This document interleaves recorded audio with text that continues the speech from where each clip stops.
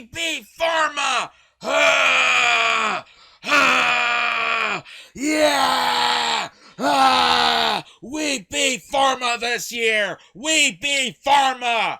Pfizer profits have skyrocketed! Wait, how is that beating pharma? Hello, one and all. Welcome to Kitz Corner here. So, President Joe Biden, apparently has some great enthusiasm right now because he did it, apparently. He did it. He took down Big Pharma. Oh, my God. Thanks. It's always nice to see a demented person yell thinking that he accomplished something, but really it didn't actually do anything. But it's definitely the highlight of the week to understand just how crazy this really is. So here's what happened. This was at a rally in Wisconsin and in Milwaukee, and all of a sudden he had an outburst about pharmaceuticals, and this is what he said, which has become the most hysterical thing I've heard this week. We beat pharma this year. We beat pharma this year, and it mattered. We're going to change people's lives. It matters. We're going to save people's lives. We did it. We did it. Ha! Ha! Ha! Demented Creepy Joe did it. Brr.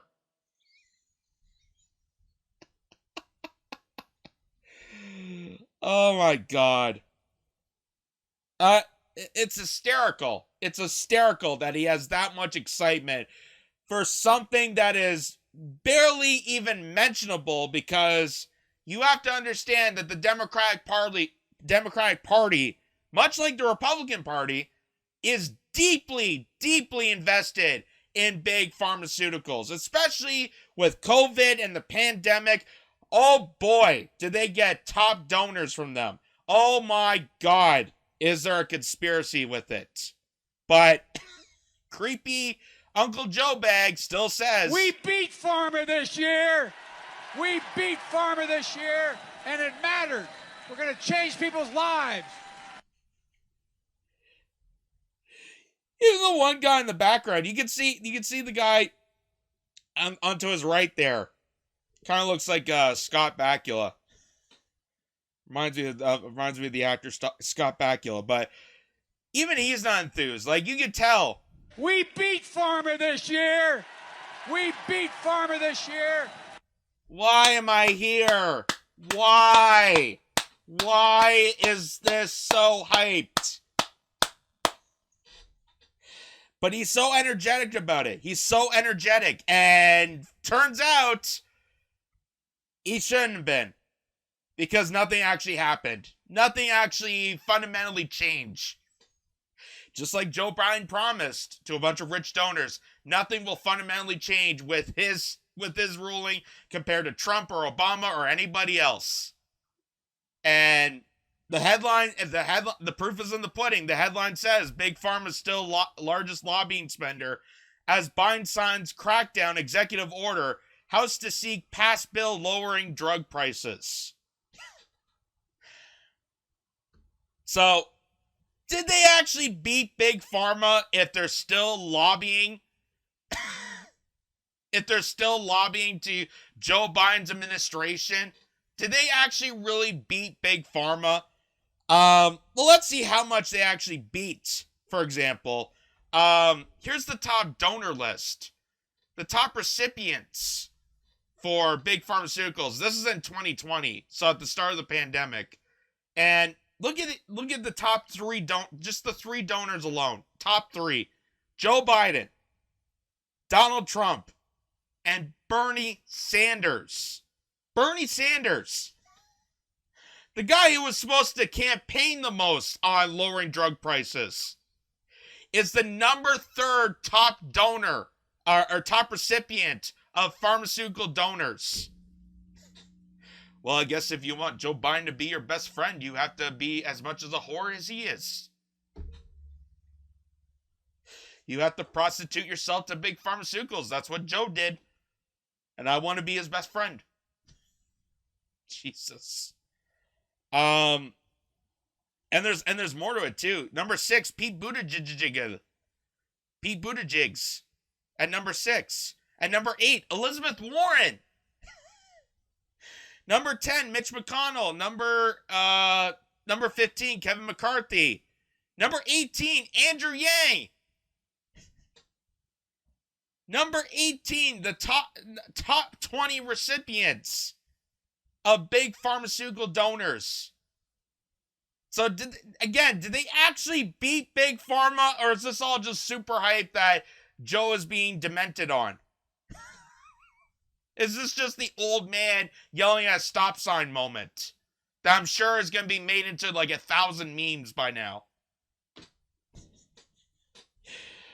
Just how crazy this is. But why are they even mentioning about this? Well, it turns out the whole rally, the reason they're mentioning pharmaceuticals is because the Democrats have this ultimate goal of lowering drug costs. They're trying to negotiate with billionaire, trillionaire, big top pharmaceuticals that made huge amount of profits during the pandemic and try to pretty please with a cherry on top negotiate lower costs. But in true Democratic fashion, it's not going to happen for many years. In true Democratic fashion, it's incremental change. It's not going to actually happen for many, many years. As the American Prospect points out, prescription drug price reforms won't happen for years. Democrats continue not to learn the lesson that they should have passed a policy in 2022 that doesn't kick in until 2026. And why would they wait so long for this policy to kick in? Well, because 2024, there's another election. So they're using this as a scapegoat. Hey, you got to continue with the Democratic Party because eventually, if we have a second term, if Joe Biden gets an eight-year run, maybe we could pretty please with the cherry on top, get you lower drugs. Get you the lower cost of drugs. Incrementalism from neoliberals. Yay! Don't you just love champions like that? And here's where this gets interesting. So, two of the biggest benefits, here's a bit of the article here. Two of the biggest benefits for seniors in the IRA are the Medicare negotiation of certain high-cost prescription drugs and the $2,000 out-of-pocket cap. But while price negotiations technically start next year, no consumer will see the benefit until the new policies begin in 2026. So what exactly does that mean? That means for 4 straight years, for another 4 years, they're going to price gouge as many seniors as possible. That's what this is about. For another 4 years, they're going to price gouge as many seniors as possible. Because that's when the policy finally, maybe somewhat, I don't know, maybe kicks in. But they did it. They beat pharma. And even then, it's only 10 drugs. Only 10. Another 15 are added in 2027 and 2028, rising to 20. Ooh. That's dangerous. That's pony idea.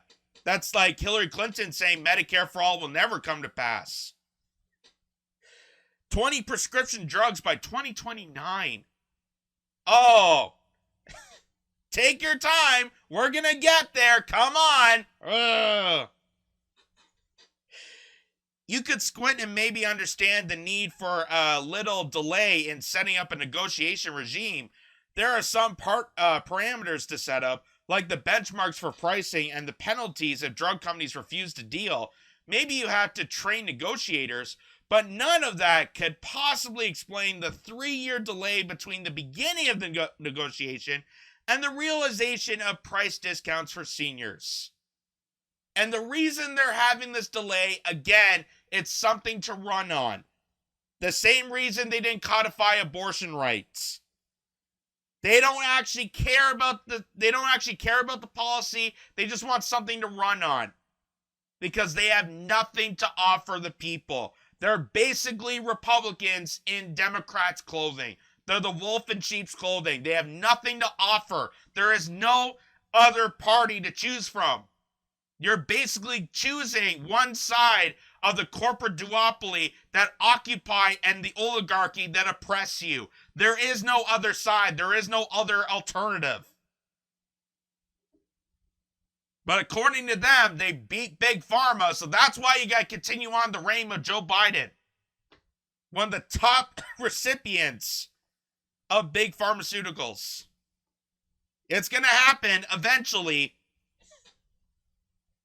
Just like the Democrats' big plan of, Medicare for all will finally come to pass as soon as the planet blows up and all human life ceases to exist. Yay!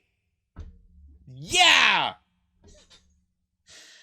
And here's also this to mention why it's not going to happen. Here's Pfizer's total revenue from 2006 to 2022 in millions. In the millions of US dollars.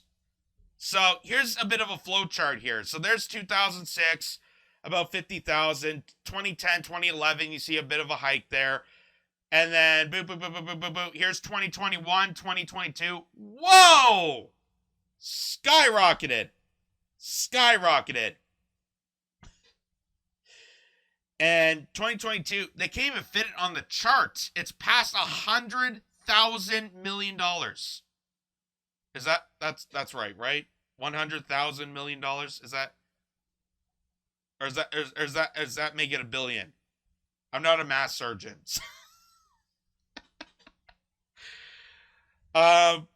Here's also the point in perspective here. This is from Market Watch saying Pfizer expects a record $100 billion in revenue this year. This year, thanks to COVID-19 vaccines and treatments. Yeah, they definitely did it. Good for you, Joe. Way to go. Demented Joe Biden finally steps up to the reign to take pharma a few pegs down. Yes! I gotta play the clip one more time. Because they did it. They apparently did it.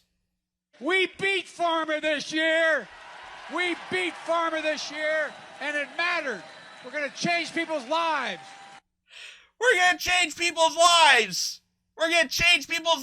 $100 billion is going to the pockets of Pfizer. That's how we're changing lives. Not changing lives for working people or poor people or people that are in need of care, but we're going to change the lives of stockholders. That's the guarantee of the Democratic Party. That's the guarantee of Joe Biden. That's the guarantee of the establishment. God bless America. And that's coming from a Canadian. Oh my God. I mean, what else to say? And again, people think that there's some sort of difference, that the Republicans are the ones to fear the most, and the Democrats, they're a tiny bit better, so that's why we have to, prioritize between the two. No. What exactly is the difference here? What exactly is the difference between someone like him and someone like Mitch McConnell? What is the difference between someone like, Lindsey Graham and Nancy Pelosi? What exactly is the difference between the two? Because they're all bought by the same lobby groups. They all run on the political regime of the establishment, of corporatization, of the capitalistic regime of the oligarchy. They all run in this corporate duopoly. There's no difference. There's no sides to pick on. And that's what this is trying to explain here, that even in this, there is no goddamn difference. No difference. And all this even proves is even Bernie Sanders. Bernie Sanders, who ran on taking down pharma and, lowering the price for insulin, is the top third recipient of big pharmaceuticals.